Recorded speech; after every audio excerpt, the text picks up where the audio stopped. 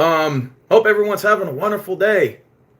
With college football and everything being as scripted as it is, and it's being as blatantly obvious that it doesn't have a real path to a actual legitimate true champion. So they just have to kind of rig these games for SEC teams to get in, or maybe some from the Big Ten or whatever. So I guess in a little dark, dry humor, but with a little bit of enthusiasm, I'm gonna let you guys know how it ends. And here it goes. Now bear with me now. All right. So after the Michigan win over Bama, which the reason why they had to lose, you know why? Because they needed to make the SEC look strong. So all the SEC teams in those meaningless bowl games squashed all their opponents. And as a result, they had to have Bama lose. So then Texas loses, right? With no surprise, right? So obviously the clear-cut winner is going to most likely be Michigan, right? So Michigan's probably most likely going to win this. Why? Because Jim Harbaugh was suspended for sign stealing, the Houston Astros storyline. And therefore, they need a team to sort of replicate that same storyline. So they're going to be the new heel. So Michigan's going to win the championship. Sorry, Washington. Nothing personal. You got a good team, but the NCAA is not going to let you win this game, bro. It's just facts, okay? So, in an alternate universe, Alabama might actually have a chance to win this championship. And they could be crowned the champion still. And I can explain to you how that is the case, all right? So, you have to excuse me for a moment. So, after Nick Saban discovers that he had lost to Michigan, right? They're going to have a cutscene. And Nick Saban goes to the back of the locker room to go congratulate the winner and Jim Harbaugh. As soon as he goes inside of the locker room to go congratulate him, he sees Jim Harbaugh talking to referees. And they're laughing and giggling and stuff and shaking hands. And so Saban goes to confront Jim Harbaugh and the referees. Hey, wait a minute, what is this there, boy? And Jim Harbaugh goes, oh, it's not just a conversation. Don't worry about it there. Mind your own business there, boy. So then they write a check off. They give the money or the duffel bags. The ref say, I appreciate business with you. And Saban's looking. Did you cheat there, boy? How dare you, boy, get one on me. So Saban discovers that Jim Harbaugh cheated, right? Paid the refs off. So next week, January 8th on Raw, it's going to be Jim Harbaugh versus Washington Huskies, right? I don't know the head coach's name there, right? But they're squaring off in a match. It's going to be Washington and Michigan. So this is the way it's going to end, right? So it's two ways. Number one, Michigan wins, right? Michigan wins the game. And all of a sudden, Saban comes out, to congratulate Jim Harbaugh on his victory for the championship. Runs into the middle of the ring. They shake his hand there. You got a championship there, boy. And just kicks him right in the fucking nuts. So Jim Harbaugh goes down, is holding his nuts, and is gasping for air. And then the referee comes by, and Saban's talking to the ref and hands him the briefcase. And the referee goes, and as a result, Nick Saban has issued his rematch clause there, boy. Rematch clause. There you go. So Saban's standing on the edge of the corner. Get up there, boy. Get up there, boy. Get up there, boy. I said get up there, boy. So Saban has issued his rematch clause to have a rematch against Jim Harbaugh, because it's in his contract to have the rematch, so he cashes in on that championship. And Harbaugh's on the ground holding his nuts, and he's like, oh, why are you doing this to me, man? Saban goes, just get up there, boy. Take it like a man there, boy. You thought I was going to let you get away with what you did to me the week before there, boy. Get up there right now, boy. So, he's doing that. You know when the wrestlers are about to do their finisher on you, and they start going like this? They move their hands up. Get up there, boy, right now. Get up. And then so the referee, because by the rule, Jim Harbaugh has to actually get up and stand so that the bell would ring because Saban has cashed in his rematch clause. Okay? So he's cashed in his rematch clause. And so Jim Harbaugh's holding his nuts and the referees have to help him up and then they ring the bell and fucking Saban runs in and just fucking gores him. Just straight up Roman Reigns spear just like that. And then he pins him and the refs count to 3. And Nick Saban is now the national champion of 2024 based on his rematch clause. So I thought that would be an epic way to finish off this season since college football is obviously rigged. I just wanted to share that with y'all. It's no big deal. But I would like to think Michigan's most likely going to win. I don't think the NCAA is going to pick the Washington Huskies to win. And as good as a team as both teams are, the NCAA is not going to let Washington win. And it's a shame that it's come down to that. But, since obviously they want a team that everybody's more familiarized with, Michigan's the storyline heel, Washington's the upcoming face, they're going to have a heel team win. And who is that heel team? Who is that team? Michigan with Jim Harbaugh. So that's what's going to happen. And the return of Nick Saban, he's going to cash in on his clause, and he is going to be the new champion of 2024. So I just want to go ahead and throw those predictions out to you that in an alternate universe, Alabama can still be the champion, but in real life, Michigan is most likely going to win this because the NCAA is not going to allow a team like Washington to win, and it's nothing personal. But it goes by ratings, sponsors, and all that. So they're not about to let a team that nobody is familiarized win. It's rigging. It is what it is. I don't call it. Personally, I say let the game go fair. Made the best team win. But I'm telling you right now, they ain't going to let Michigan lose. This is a long time coming. Michigan hasn't been a champion since '97. I know Washington was 91, I believe, was their last national title. And nobody really knows Washington Huskies other than if you're a Washington fan or you live in the area or if you're familiar with college football. But the NCAA is not going to let Michigan lose. That's why when Texas lost, you pretty much can predetermine where this was going to go. The winner of Bama, Michigan most likely win the title if assuming Texas lost or whatever. So, of course, where does Texas lie in this? So, of course, Nick Saban spears Jim Harbaugh and exercises his rematch clause, allowing Alabama to win. All right? And so here's the other scenario.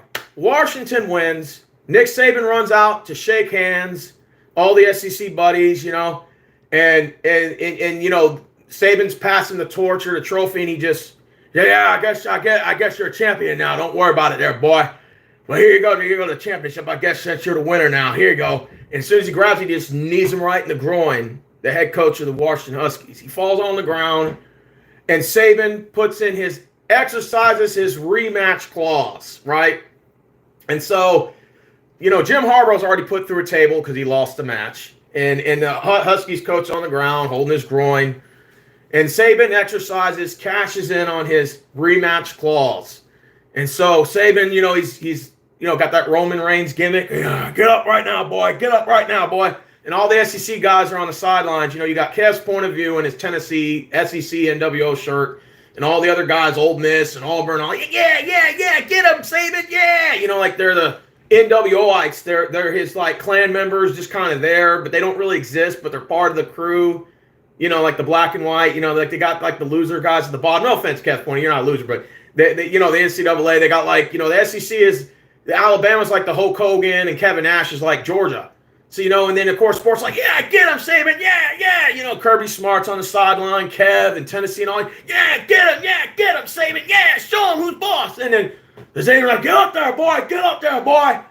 And then so, Washington Huskies coach is holding his groin, literally in agonizing pain.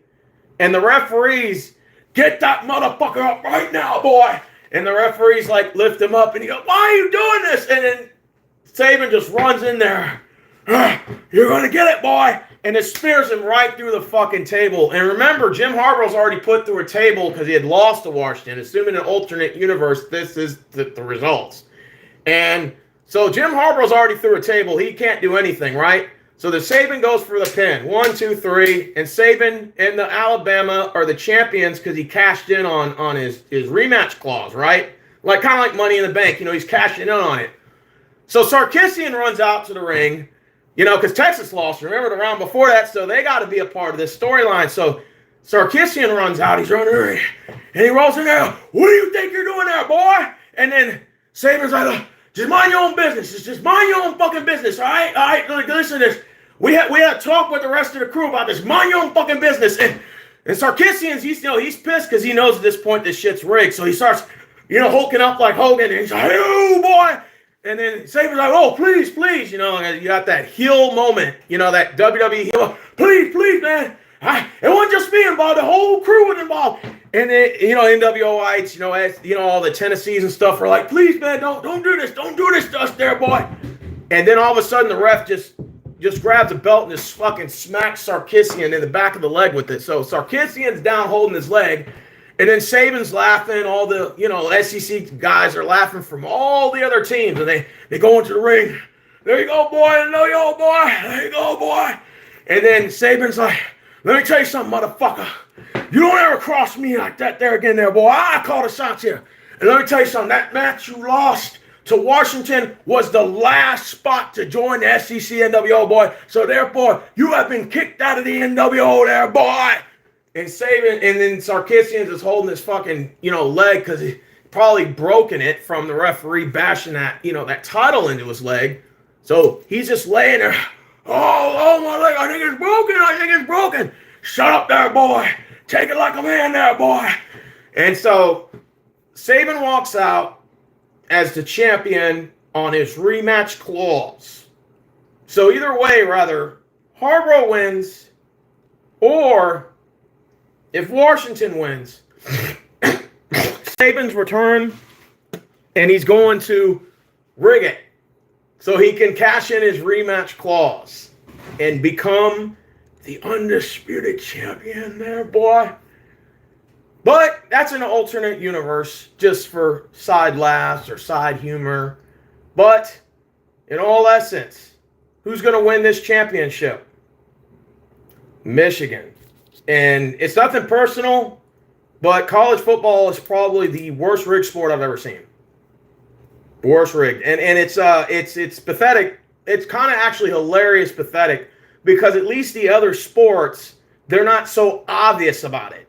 They're not that obvious about cheating. Kind of are with NFL, NBA, whatever. NBA basketball is just boring now. Nobody really watches it. That's why they have to have that stupid in-league tournament stuff, because they can't actually get people to watch that pathetic sport, because basketball's so fucking boring. It's 82,000 endless games. Baseball, don't even get me started. They have to change the whole rule book just to get people to beg to watch their pathetic sport. So the only sports that are really like legitimized other than the NFL, I guess you can say, is probably, maybe college football if it wasn't so pathetically rigged. In this 12-team playoff, it's going to be a disaster. Why? Because all they're going to do is just let in more SEC teams. You're going to see 8 slots with SEC teams. You're going to see 3 slots with Big Ten teams, and 1 spot left for a at-large bid, probably most likely an ACC winner, or it's probably going to be from a team from like wherever Liberty, their conference is from. They'll probably let in a conference winner from there, and it's going to be a disaster. It's going to be a disaster for college football. Unless you have a structured plan to where all conferences are involved in how to get that path determined to determine the top 12, you're just going to be here arguing about it next year. It's going to be the same scenario. So it's just like, okay, well, let's just expand college football. Let's let more teams in the dance, but it's just going to be me and all my friends. It's just like, it's like if I showed up, Modog showed up with a gang of his buddies, and I showed up with a gang of mine, and you had to pick 12 people to fight. And imagine if I had 8 of my buddies that were handpicked to fight, and he only had like 4. Well, there's a disadvantage there. So it just doesn't make any sense. And then you look at it on a larger scale with all these conferences and all these teams, Now you're looking at a larger scale, 130 plus schools. And they're only picking 12 from literally 2 conferences. They're literally going to pick like 10 to 12 teams from literally 2 conferences. That's basically saying, well, the ACC don't matter. Well, the Big 12 kind of don't matter.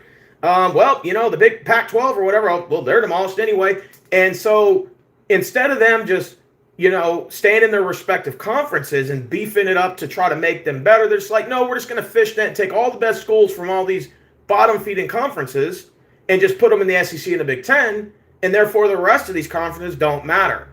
And we're going to be here having the same fucking conversation next year. We're going to have 8 teams from the SEC literally had 10-digit wins this year, and they're all going to be ranked in the top 10.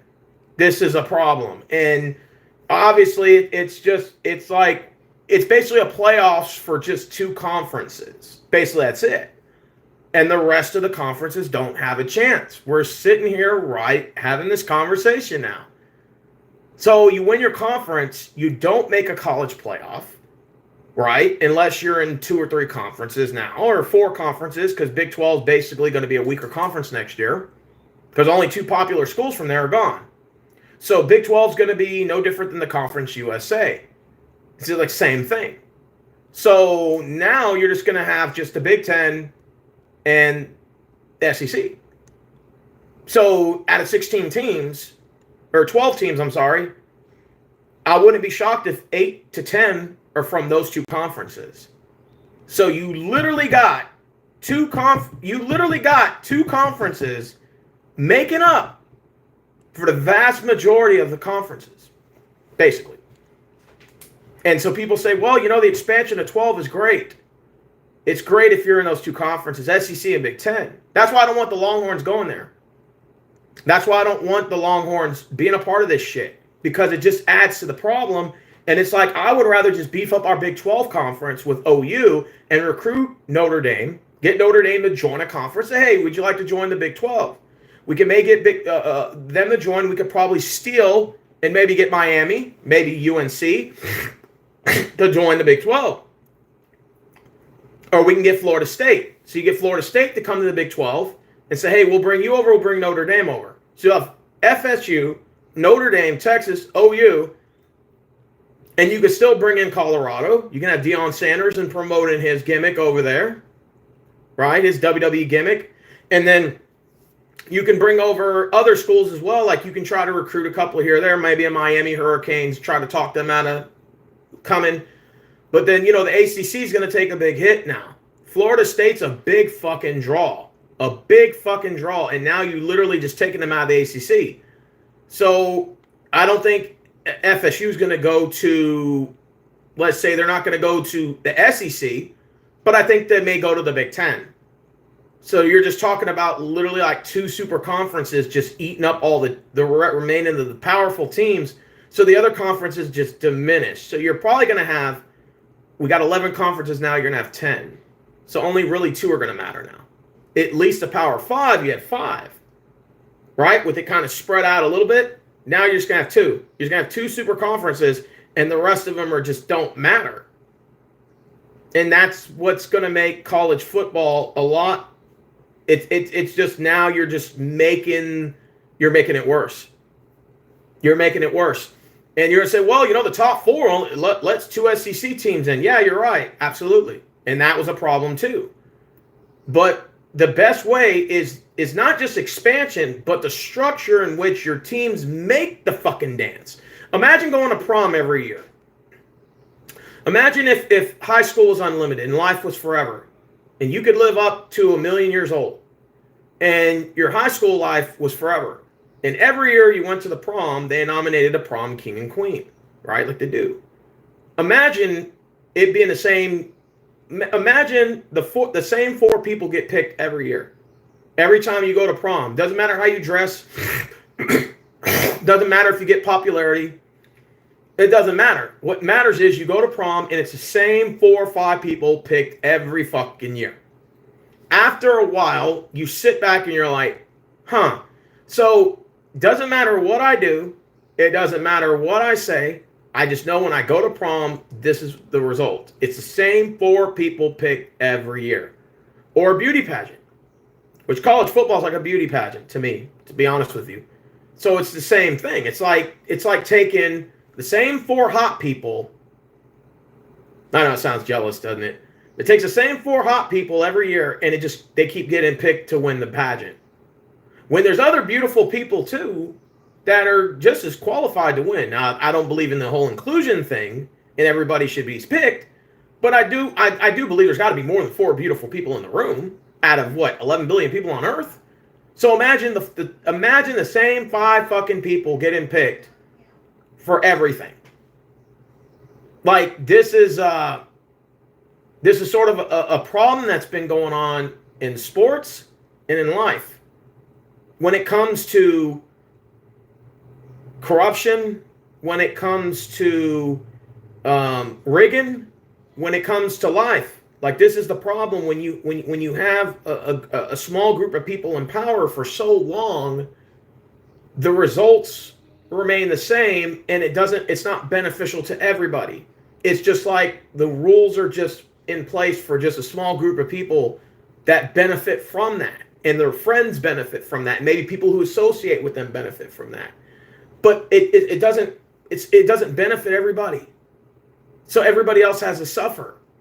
And this is what you're seeing in politics. Don't mean to bring that up in here. This is what you're seeing in sports. This is what you're seeing online. This is what you're seeing in the workforce. And this is what the problems and what you're seeing ultimately when it comes to this shit. It's the same 4 or 5 people, 6 people get in picked. And they have a monopoly over everyone else. And that's what you're seeing in college football. It's been rigged. College football has been SEC for the last 15 years to 20 years. And really not even every SEC team benefits from that either. It's just the same fucking 3-4 people in the group. Auburn maybe got a little bit of that pie in the early 2010s. And you could probably make the argument for Bama and Georgia. It's always the same storylines every year. And then they say, well, they dominate recruiting and all that. Well, I wonder why. Because it's rigged to set up that way. So when you have Disney running college football, because that's ultimately what it is, it's run by Disney, they're only benefit in SEC. That's the only conference that benefits from Disney is the SEC. The SEC is basically Disney. And Disney has a monopoly. And seeing as Disney hates Florida teams because they hate DeSantis in Florida, so they do everything to screw the Florida teams over in almost every sport. If you notice, you're not seeing really much of a difference here. And this is a problem. This is a problem that's going on, and it needs to be addressed. And until we see that happening for the 3 viewers watching, sometimes 4, and for the people watching it later, it needs to be addressed. It needs to be addressed. We need a structure in place that's going to make it fair for everyone to have a path to determine a champion. There's no path. So if there's no path, how do you determine a champion?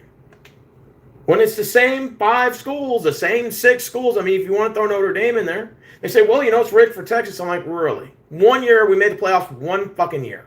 Wow. In 9 seasons. Most time, we're lucky to be in the top 25. Well, I mean, the highest I think I've seen us rank was like 10, 8 in 2017. And we beat Notre Dame to start the year off, and then we ended up losing 3 or 4 games. I think we lost to the Maryland Terrapins like 2 years in a row. They came and kicked our ass. Maryland Terrapins. And so even if they do rig it for Texas and OU to get like maybe 20 and 15, they just end up losing anyway. So then they just don't even get a really good bowl game. Most of our bowl games are just regular like December 26th bowl games. We only had like one New Year's Six bowl game. I think that was the one against Georgia. It's the only one we had. That's the only bowl game that actually really mattered. The rest of them didn't. All the years, Missouri, Utah, none of those mattered. Washington beating us last year didn't even matter either. This one mattered because it was an actual playoff game, but the one last year didn't. So, like I said, college football has a problem. They need to address it, and we need to have a structure in place because I don't like the current structure they have. It's just going to let more SEC teams in. We're going to see maybe 3 Big Ten teams in, like USC and Ohio State, and of course you have Michigan. And so you're going to have that, and so that means you have maybe 1 spot left open for possible another conference, maybe. It's going to be a problem. And so people think, well, college expansion is great. I'm like, it's great if it has an actual structure. And the structure should be is you get the 8 conferences, the conference championship games to play in. Those 8 teams go to the playoffs, and then you rank them 1 to 8 based on wins and losses, head-to-head power rankings, and you rank them 1 through 8, and you have a playoff. And then those 8 go to the Final Four, and then the Final Four go to the championship game. Now, of course, everyone's going to say, well, not every conference is really that good. I'm like, okay, and I respectfully so, I agree. But what's the purpose of even playing that conference? And why not just diminish every conference and have them play in just the Big Ten or 8 or SEC, and that way everybody has a chance. If that's the case, that's the case that's being made. But anyways, I got to go to work. So I just wanted to get that off my chest, and just, if you guys agree or disagree with this, let me know in the comments. Until next time, I'm signing out. Shout out to Prodigal Hills. Shout out to Kev's Point of View. Shout out to you guys for watching. Modog, you too, you were watching. And y'all guys take care, man. Y'all have a wonderful day.